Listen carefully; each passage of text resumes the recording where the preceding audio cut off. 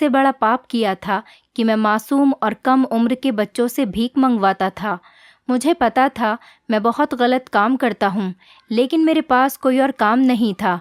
इस काम में मेरी अच्छी भली कमाई हो जाती थी, काली कमाई हो जाती थी। एक दिन मैं रास्ते से गुजर रहा था। मुझे एक छोटी सी बच्ची वहाँ पर खड़ी हुई मिली। उसकी आंखों में आंसू थे, लेकिन ऐसा पहली बार नहीं हुआ था। मैं लगातार रोज़ाना एक हफ्ते से उस लड़की को वहाँ उस सड़क पर खड़े हुए देखता था। आज भी मैं उस लड़की को ही देख रहा था। वो एक छोटी सी लड़की थी और इतनी ज़्यादा खूबसूरत नहीं थी, लेकिन मेरे काम में उसका कोई ना कोई काम निकल ही आता।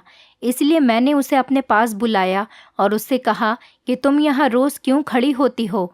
वो बच्ची कुछ नहीं बोली। फिर मैंने उससे कहा कि तुम्हारे माता पिता कहाँ हैं। तब भी उसने मुझे कोई जवाब नहीं दिया।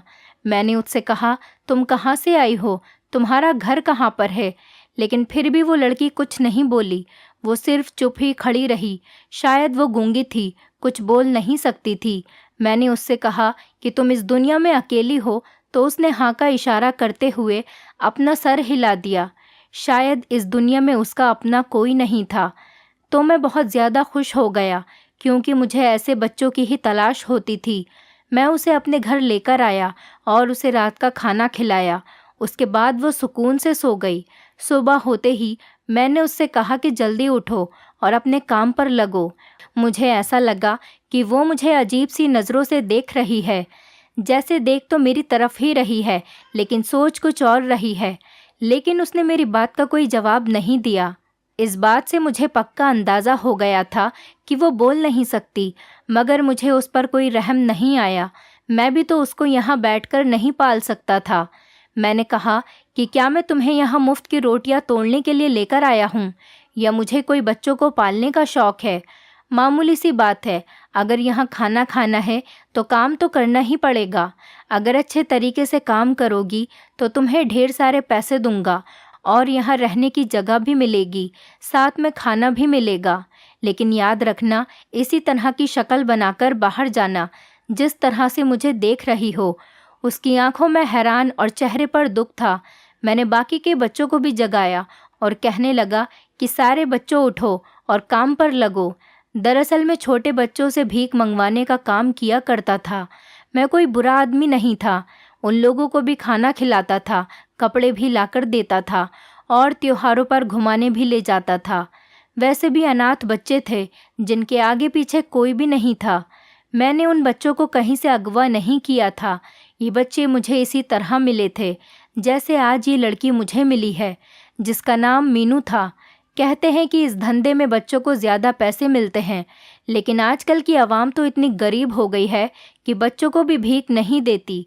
ये लोग अच्छी कमाई करके नहीं ला रहे थे। मैंने इन लोगों को रखने के लिए एक घर लिया हुआ था, और इतने सारे बच्चों का खाना बनाना भी कोई आसान बात नहीं थी। हालांकि वो अपनी मर्ज़ी से खाना नहीं खाते थे। जितना खाना मैं उनको देता था उतना ही चुपचाप खा लेते थे, लेकिन फिर भी खाना बनाना तो मुझे ही पड़ता था। मेरे खर्चे ज़्यादा थे और आमदनी बहुत ही कम थी। मैं काफ़ी परेशान था कि क्या होगा और किस तरह से होगा। ऐसा लगता था कि ये धंधा छोड़ना पड़ेगा, लेकिन फिर मैं उन बच्चों को कहाँ लेकर जाता? क्या मैं उनको बेच देता? लेकिन मैं ऐसा भी नहीं करना चाहता था। मेरे सीने में भी दिल था। मेरे कोई बच्चे नहीं थे। ऐसा नहीं है कि मैं उन बच्चों को अपने बच्चे समझता था।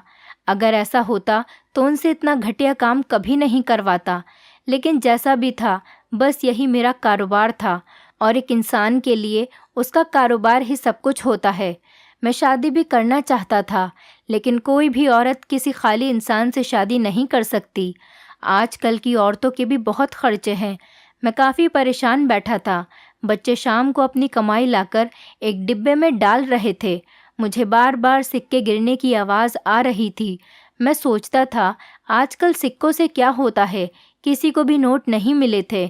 जब वो मीनू नाम की लड़की आगे बढ़ी और उसने अपना कटोरा डब्बे में लौटा, तो सिक्कों की भी आवाज़ नहीं आई। मैं दूर बैठा था और मैंने अपना सर पकड़ा हुआ था कि ये क्या हो गया? ये लड़की तो बिल्कुल ही खाली हाथ आई है। ये तो मेरा बहुत ही नुकसान करवा देगी। मैं उसके पास गया और जाकर कहने लगा, तू तो बिल्कुल ही निकम्मी निकली। तेरी शक्ल तो इतनी मासूम है कि हर कोई तुझे पैसे देने को तैयार हो जाए। कैसी भोली सी सूरत बनाई हुई है तूने, 1 रुपया भी नहीं लेकर आई। शर्म आनी चाहिए तुझे। बाकी बच्चों को देख, अगर तूने इसी तरह काम किया तो मैं तेरा खाना पीना सब कुछ बंद कर दूंगा। फिर पड़ी रहना एक तरफ को भूखी प्यासी। मैं बाकी बच्चों को भी इसी तरह से धमकी दिया करता था ताकि वो मेरी धमकियों में आकर डर जाएं।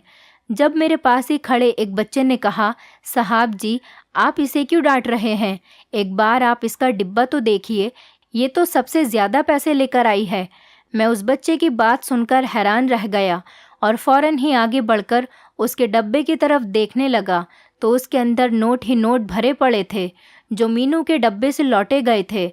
मैंने उसको हैरान होकर देखा और उससे कहा कि तू तो बड़ा अच्छा काम करके आई है। ये सब देखकर मैं काफ़ी खुश हुआ।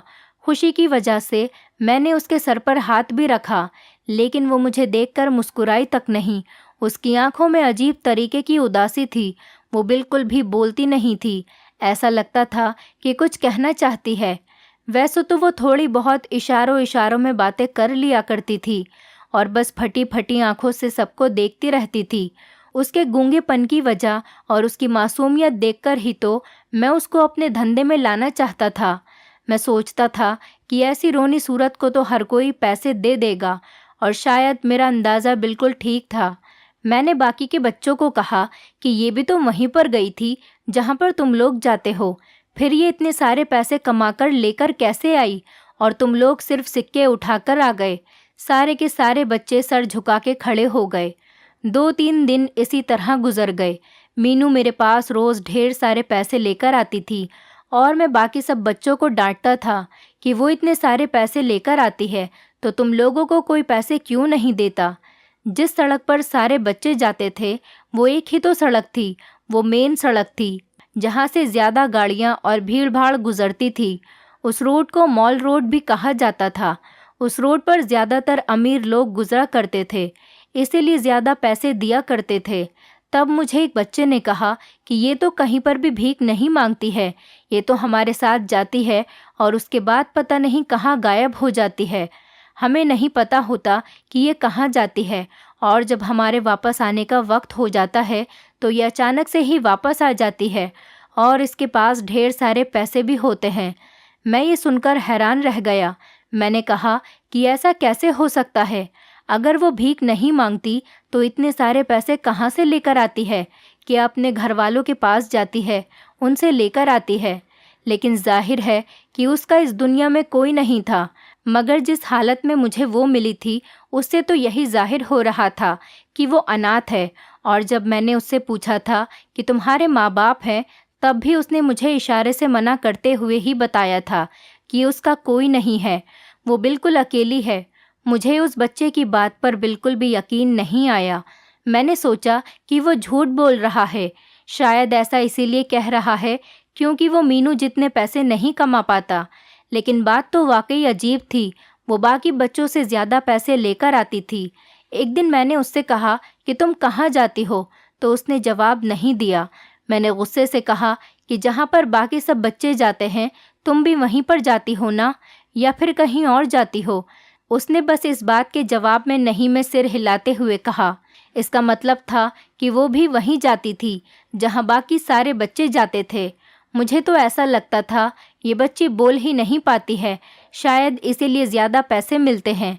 लेकिन फिर मैंने उसे दूसरे बच्चों के साथ खेलते हुए देखा। वो सुन तो सकती थी और इशारों में बातें भी कर सकती थी। इसका मतलब कि वो गूंगी है, लेकिन दूसरों को इशारे से अपनी बातें समझा सकती है। उसको आए हुए 1 हफ्ता होने वाला था और वो सबसे ज़्यादा पैसे लेकर आ रही थी। इतने पैसे तो आजकल कोई भी बच्चा लेकर नहीं आता था। इसीलिए मैं काफ़ी ज़्यादा हैरान हो गया था और सोचने लगा कि इसका पीछा करना चाहिए, पता तो चले कि आखिर ये करती क्या है। मेरे दिमाग में काफ़ी सारी बातें आ रही थीं। ऐसी ऐसी बातें भी आ रही थीं जो शायद मुझे नहीं सोचनी चाहिए थी, लेकिन मैं क्या कर सकता था। हमारी दुनिया तो ऐसी ही है और मैंने इससे ज़्यादा बुरी कहानियाँ सुनी और देखी भी थी। इसीलिए सोच रहा था और तरह से ही सोच रहा था। मैं अगले दिन ही उसके पीछे जाने की प्लानिंग बना रहा था और जब मैंने उसके पीछे जाने की कोशिश की तो अचानक से सामने मकान मालिक ने आकर मुझे रोक लिया और उसने कहा कि तुमने 3 महीने का किराया नहीं दिया है। एक तो तुम इस तरह का काम करते हो, ऊपर से किराए में भी देरी कर देते हो। अगर मैंने पुलिस को बता दिया कि यहाँ पर ये सब कुछ हो रहा है तो फिर सोच लो कि तुम्हारी क्या हालत होगी। ये बात सच है कि तुमने इन बच्चों को अगवा नहीं किया, लेकिन अगर पुलिस को बता दिया जाए कि तुम बच्चों को अगवा करते हो तो पता नहीं कितने साल तुम्हें जेल की चक्की पीसते पीसते हो जाए। और वैसे भी पुलिस को कौन यकीन दिलाएगा कि तुम बच्चों को अगवा नहीं करते। पुलिस तो तुम्हारे ऊपर बच्चे अगवा करने का ही केस डालेगी। मैं हैरान था कि आजकल हर इंसान अपनी जगह पर शैतान बना हुआ है। अब मैं उस मकान मालिक से क्या कह सकता था। मैंने उसे कहा कि ठीक है, मेरी जेब में जितने पैसे थे मैंने उसको सारे दे दिए और कहा कि बाकी के पैसे भी दे दूंगा, लेकिन दोबारा इस तरह की धमकी मत देना। जब उसके हाथ में पैसे थमाए तो उसका तो अंदाज ही बदल गया। उसने कहा कि रमेश भैया, फिक्र ही मत करो, ऐसी कौन सी बात है, घर वाली ही तो बात है, किसी को कुछ पता नहीं चलेगा। ये कहते हुए वो चला गया। मैं मीनू के पीछे जाना चाह रहा था लेकिन जा नहीं पाया और रात को कुछ ऐसा हुआ कि मैं हैरान ही रह गया। जब उसने अपने डब्बे को लौटा तो उसके अंदर 500 के काफ़ी सारे नोट थे। मैं तो हैरान रह गया। हैरानी इस बात की थी कि किसी भी बच्चे को इतने पैसे नहीं मिले थे जितने मीनू लेकर आई थी। ये बच्ची गूंगी थी। मुझे लगता था कि शायद भीख देने वाले लोग भी अंधे हो गए हैं। मैंने उससे कहा कि इतने सारे पैसे तुम्हें कहाँ से मिले और किसने दिए। वो चुपचाप खड़ी हुई मेरी बातें सुनती रही। मैंने दोबारा उससे पूछा कि इतने सारे पैसे तुम्हें किसने दिए, कौन देता है तुम्हें इतने सारे पैसे। मैंने उसके हाथ में वो सारे पैसे रखे और कहा कि क्या तुम्हें पता है ये पैसे तुम्हें किसने दिए।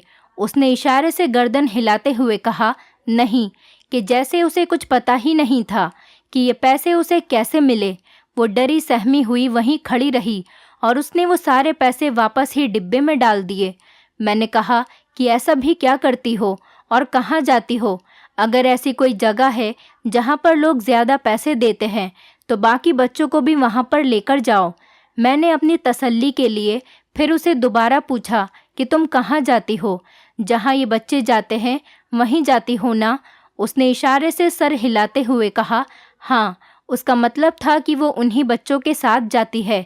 लेकिन जिस बच्चे ने मुझे उसकी खबर बताई थी वो तो अभी भी नामे सिर हिला रहा था। मैंने उस बच्चे को अकेले में ले जाकर पूछा तो उसने मुझे बताया कि ये झूठ बोल रही है, ये कहीं और जाती है, वहाँ से इतने सारे पैसे लेकर आती है और हमें नहीं पता कि ये कहाँ जाती है।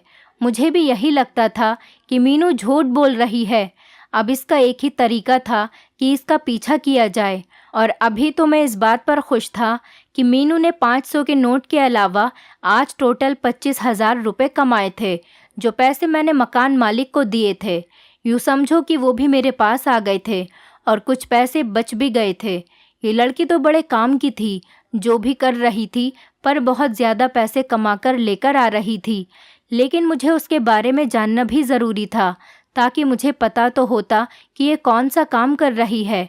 अगले दिन मैंने उसका पीछा करने का इरादा कर लिया। वो सारे बच्चों के साथ ही निकली थी लेकिन अचानक से गायब हो गई थी। मैं भी उसका पीछा करने लगा। मैंने उसको पता नहीं लगने दिया कि मैं भी उसके पीछे हूँ। वो बस चलती ही जा रही थी।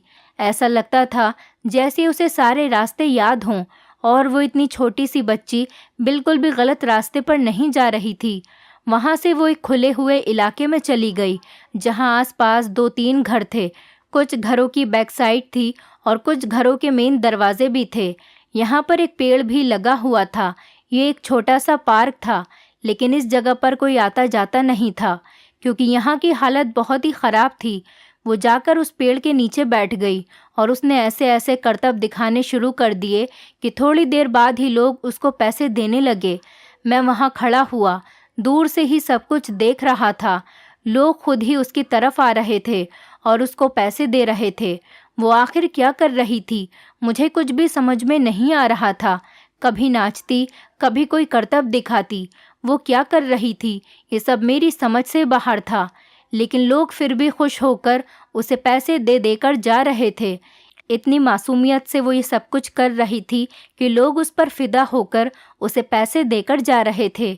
शायद जो हुनर उसके अंदर था वो बाकी बच्चों के अंदर नहीं था, इसीलिए वो और बच्चों से ज़्यादा पैसे कमाती थी। मुझे समझ नहीं आ रहा था कि वो कौन सा नाच नाच रही थी और कौन से करतब दिखा रही है। मैं समझने की कोशिश कर रहा था और उसको ध्यान से देख रहा था ताकि मैं भी उससे ये सारी चीज़ें सीख जाऊं। वो कुछ बोल नहीं रही थी, बस आंखें बंद करके जो उसके दिल में आ रहा था किए जा रही थी। उसके ये कारनामे देखकर जो भी वहाँ पर आ रहा था खुशी से खिलखिला उठा और सभी उस पर मेहरबान होने के लिए तैयार हो जाते। वहाँ पर बहुत सारी भीड़ लग चुकी थी। लोग आते और उसके डब्बे में ढेर सारे पैसे डालकर चले जाते। फिलहाल ये लड़की जो कुछ भी कर रही थी, मैंने सोचा कि ये सब मैं भी करता हूँ और बाकी के बच्चों को भी यही सिखाऊंगा ताकि वो भी इसी की तरह ढेर सारे पैसे लाने लगें। उसके बाद वो थक गई तो थोड़ी देर बाद उसने अपने डब्बे को सीने से लगाया और उसी पेड़ के नीचे लेटकर सो गई। अब मुझे पता चला कि ये क्या कर रही थी। जाहिर है जब उसके सारे पैसे बन गए थे तो उसे और ज़्यादा काम करने की क्या ज़रूरत थी, जबकि बाकी बच्चे तो सुबह 9 बजे से लेकर रात को 10 बजे तक काम किया करते थे। लेकिन इसका काम तो पूरा हो गया, तो इसीलिए ये महारानी यहाँ पेड़ के नीचे लेटकर आराम करने लगी। मैंने अपने दिमाग में सारी बात बैठा ली थी कि उसने क्या क्या किया, क्योंकि यही सब मुझे भी आजमाना था। बस जब मैं ये सब कुछ खुद करने जाऊं तो मुझे सारी बातें याद रहें कि आखिर उसने यहाँ इस पेड़ के पास क्या क्या किया था, जिसकी वजह से भीड़ उससे इम्प्रेस हो गई थी। मैंने जब ये धंधा शुरू किया था मैं कहीं आता जाता भी नहीं था, क्योंकि लोगों को अगर पता चल जाता कि उन सब के पीछे मैं हूँ तो कोई ना कोई मुझे पुलिस के हवाले करवा ही देता। अभी भी इस दुनिया में काफ़ी सारे लोग मौजूद हैं जो मुझसे कहते हैं कि तुम बहुत बुरा काम कर रहे हो, छोटे छोटे मासूम बच्चों से भीख मंगवाकर उनकी कमाई खाते हो। हाँ ठीक है, करता था मैं बुरे काम, लेकिन मैं और क्या करता। मैं अपनी ज़िंदगी से बहुत तंग आ गया था। कमाई का कोई ज़रिया नहीं था मेरे पास और कोई रास्ता भी नहीं था। मैं भी एक अच्छा इंसान बनना चाहता था, लेकिन बन नहीं सका, क्योंकि जब मेरे पेपर्स हो रहे थे तो मैंने अपने टीचर की गलती उसको बताई। मैंने कहा कि आप गलत कर रहे हैं, आप उस बच्चे को जानवरों की तरह मार रहे हैं, ये गलत बात है। वो बच्चा है और बच्चों से गलतियां तो होती रहती हैं, लेकिन इसका ये मतलब नहीं कि आप उसे इस तरह जानवरों की तरह पीटें। लेकिन वो टीचर तो मेरे पीछे ही पड़ गया, उसने मुझे फेल कर दिया। मैंने दोबारा से पढ़ने की कोशिश की, लेकिन उस टीचर ने मुझे फिर से फेल करवाने में कोई कसर नहीं छोड़ी। इस तरह मेरी ज़िंदगी बर्बाद हो गई। मेरे माँ बाप तो बचपन में ही मुझे छोड़कर चले गए थे। मेरा कोई अपना रिश्तेदार भी नहीं था जो मुझे अपने पास रख लेता। मैं बचपन से ही अकेला हो गया था, किसी ने मुझे कोई सहारा नहीं दिया।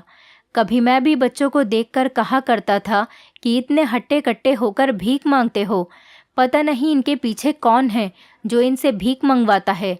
और आज मैं भी उनके पीछे खड़ा हुआ एक बुरा आदमी था, लेकिन मुझे अपने किए पर कोई पछतावा नहीं था, क्योंकि मुझे भी तो जिंदा रहना था, वरना मैं भूखा मर जाता। मुझे शादी करने का बहुत ज़्यादा शौक़ था, लेकिन मैं चाहता था अपना घर बना लूँ, थोड़ा बहुत पैसा कमा लूँ ताकि अपनी बीवी को खुश रख सकूँ, क्योंकि ये बात तो कोई भी जानता है कि औरत को खुश रखने के लिए पैसों की ज़रूरत होती है, और आजकल की लड़कियों को तो पैसों की ही ज़रूरत होती है। वो कहती हैं कि हमारे सारे काम पूरे हों, हमारी ज़रूरत की सारी चीज़ें हमें वक्त पर दी जाएं, कपड़े, जूते वगैरह। अगर आप उनको ज़रूरत की चीज़ें नहीं देते तो आपका घर जहन्नम बन जाता है। औरत के साथ खुश तो तभी रहा जा सकता है जब हम भी औरत को खुश रखें, और इन सब के लिए मुझे पैसे चाहिए थे। मैंने कुछ पैसे जमा भी कर रखे थे। मेरा एक और दोस्त भी था, वो भी इसी काम से जुड़ा हुआ था जो काम मैं करता था। उसने कहा कि जब तुम्हें इन बच्चों की ज़रूरत नहीं हो और तुम कोई और काम करना चाहो तो ये बच्चे मुझे दे देना। उसके पास मेरे से भी ज़्यादा बच्चे थे, लेकिन वो बड़ा ही जालिम था। उन बच्चों पर बहुत जुल्म करता था, उन पर हाथ भी उठाता था, उनको ज़्यादा अच्छा खाना भी नहीं देता था, और उसने घर में काफ़ी पाबंदियां लगा रखी थी। वो तो रात में भी उनसे काम करवाया करता था। मैंने भी सोचा था कि मैं कोई और काम शुरू कर दूंगा और ये बच्चे उसको दे दूंगा। मुझे बच्चों के बदले में अच्छी खासी रकम मिल जाएगी। ये सब तो मेरे फ्यूचर के प्लान थे, लेकिन अभी मेरे दिमाग में उसी बच्ची के कारनामे ही घूम रहे थे। मैंने वो सब कुछ जो उसने किया अपने दिमाग में बैठा रखा था। मैंने इंटरनेट पर सर्च किया कि ये कौन से करतब कर रही है, लेकिन इंटरनेट ने भी उसके करतब को नहीं पकड़ा और मुझे भी कुछ समझ नहीं आ रहा था। मैं सारी रात बस यही सोचता रहा। फिर इस नतीजे पर पहुंचा कि अगर उसके ऐसा करने पर लोग उसको ढेर सारे पैसे दे जाते हैं तो फिर मुझे खुद भी ये काम करना होगा। मैंने अगले दिन फिर से उसका पीछा किया। इस बार मैंने लोगों पर नज़र रखी हुई थी। जो लोग उसे पैसे देकर जा रहे थे उनकी शक्ल ऐसी लग रही थी कि वो ये काम बहुत ही खुश होकर कर रहे हैं। उनको उसे पैसे देने में कोई भी दिक्कत नहीं थी। लोग तो उसे हज़ारों रुपये दे देकर जा रहे थे, वरना किसी फ़कीर को कोई 100 या 50 रुपये से ज़्यादा देकर नहीं जाता। आजकल चलो कोई 200 दे देता है, 250 दे देता है, लेकिन यहाँ तो बात हज़ारों तक पहुँच चुकी थी। इसीलिए सोचने की बात तो थी ही। मैंने 3-4 दिन मीनू का पीछा किया और 3-4 दिन तक मैंने देखा कि ये सब कुछ क्या हो रहा है। मैं घर से इतनी बार नहीं निकलता था, लेकिन मुझे रिस्क लेना ही पड़ा क्योंकि मुझे पता करना था कि आखिर चल क्या रहा है। एक दिन मैंने उससे कहा कि आज तुम काम पर नहीं जाओगी। ये बात सुनकर वो थोड़ी परेशान हो गई और उसकी आंखों में आंसू आ गए और बाकी बच्चे जाने लगे, लेकिन वो भी मेरे मना करने पर उन बच्चों के पीछे पीछे चलने लगी। मैंने उसको जाते हुए रोक लिया कि मैंने तुमसे मना किया था ना, आज तुम काम पर नहीं जाओगी, तो फिर इन बच्चों के पीछे क्यों जा रही हो? शायद वो उन बच्चों के पीछे जाना चाहती थी। मैंने कहा, आज तुम आराम करो, अपने घर में ही बैठो। बाकी सारे बच्चे जा चुके थे। वो बड़ी बेचैन थी, बार बार दरवाजे की तरफ देख रही थी। उसका मन कर रहा था कि वो भी उनके पीछे चली जाए। काफ़ी देर तक तो दरवाजे पर ही खड़ी रही। मैंने उससे कहा, अभी तक तुम अंदर नहीं गई हो? तुम्हें तो खुश होना चाहिए, आज तुम्हें काम नहीं करना पड़ेगा। बस तुम घर के काम करना, घर को साफ रखना। खाना तो वैसे भी नौकरानी बनाती है, तुम बस आराम करना। मैंने खाना बनाने के लिए एक औरत भी रखी हुई थी जो खाना बनाती थी, क्योंकि बच्चों से खाना नहीं बनता था। मेरे पास ज़्यादातर कम उम्र के बच्चे ही थे। वो मुझे फिर से हैरानी से देखने लगी और दरवाजे की तरफ इशारा करने लगी। उसका मतलब था कि क्या वो चली जाए। मैंने उसे गुस्से से देखा और खूब डांट लगाई कि तुम्हें समझ नहीं आता है, तुम्हें नहीं पता कि यहाँ पर किसकी हुकूमत चलती है। यहाँ मेरी मर्जी के बिना कोई एक कदम भी घर के अंदर नहीं रख सकता और ना ही घर के बाहर। जैसा मैं चाहूँ यहाँ वैसा ही होता है, लेकिन तुम्हें तो किसी बात की समझ नहीं आ रही। मैं तुम्हें बहुत प्यार से समझा रहा हूँ, चुपचाप अंदर चली जाओ। मैंने कह दिया ना कि तुम आज काम पर नहीं जाओगी। वो मेरी बातों से काफ़ी डर गई थी। मैंने उसके हाथ से उसका डब्बा लेने की कोशिश की, लेकिन वो अपना डब्बा मुझे नहीं दे रही थी। मैंने उस पर फिर डांट लगाई, अगर मेरी बात नहीं मानी तो तुम्हें सज़ा मिलेगी। आज खाने को भी कुछ नहीं मिलेगा, कमरे में बंद करके चला जाऊंगा। इस बात के बाद ही वो बहुत डर गई और उसने अपना डब्बा मुझे दे दिया और फिर मैं घर से बाहर आ गया। जहाँ पर वो जाया करती थी वहाँ जाने लगा। मैं रास्ते में सोचता हुआ जा रहा था कि वो मुझे अपना डब्बा नहीं दे रही थी और उसका मन भी बहुत था कि वो आज भी काम पर जाए। देखने में तो बहुत मासूम लगती है, लेकिन उसके अंदर अकल ज़रूरत से ज़्यादा है। वैसे भी वो जो काम करती थी उसके पीछे अकल का ही काम था, वरना बाकी बच्चे तो इस तरह का कुछ भी नहीं किया करते थे। मैंने फिर से वो सब याद करने की कोशिश की जो वो किया करती थी, ताकि मैं वहाँ जाकर भूल न जाऊँ। मैं भी उसी जगह जा रहा था जहाँ पर मीनू जाकर बैठा करती थी कि आज मैं भी ढेर सारे पैसे कमा कर लाऊंगा और अमीर बन जाऊंगा। इन पैसों से मेरे काफ़ी सारे काम हल हो जाएंगे। मैं इस जगह पर जाकर बैठ गया जहाँ पर मीनू बैठी थी, पेड़ के नीचे। पहले तो आसपास कोई भी नज़र नहीं आ रहा था। फिर मैं अचानक ही खड़ा हो गया और मैंने वो काम करना शुरू कर दिया जो मीनू किया करती थी। मुझे अपने चेहरे पर थोड़ी मासूमियत भी लानी थी, क्योंकि मीनू अपने चेहरे पर बहुत मासूमियत रखती है। अब मैं अपना काम शुरू करने जा रहा था। मैंने इसी तरह अपने हाथ पैर हिलाने शुरू कर दिए जिस तरह मीनू हिलाया करती थी और अपनी आंखें बंद कर लीं। मैं तो ऐसे ही नाच रहा था जैसे मीनू नाचा करती थी। मैंने अपना डब्बा ज़मीन में रख दिया था ताकि लोग आएं और उसमें पैसे डालकर चले जाएं, और मैं लगातार अपने काम में खो गया था। अचानक ही मुझे अपने आसपास कुछ हलचल नजर आई, लेकिन मैंने अपनी आंखें नहीं खोली क्योंकि मीनू भी अपनी आंखें नहीं खोलती थी। मुझे ऐसा लगने लगा जैसे मेरे डब्बे में लोग पैसे डालने लगे हैं। मैं मन ही मन खुश हो रहा था और मैं समझ गया कि लोग पैसे डालने लग गए हैं। मेरे दिल में बस यही था कि मैं भी यहाँ रोज़ ऐसे ही आया करूँगा और खूब सारे पैसे लेकर चला जाया करूँगा ताकि मेरे पास खूब सारे पैसे जमा हो जाएं, और बाकी सारे बच्चों को भी यही काम सिखाऊंगा, वो भी ये काम करेंगे।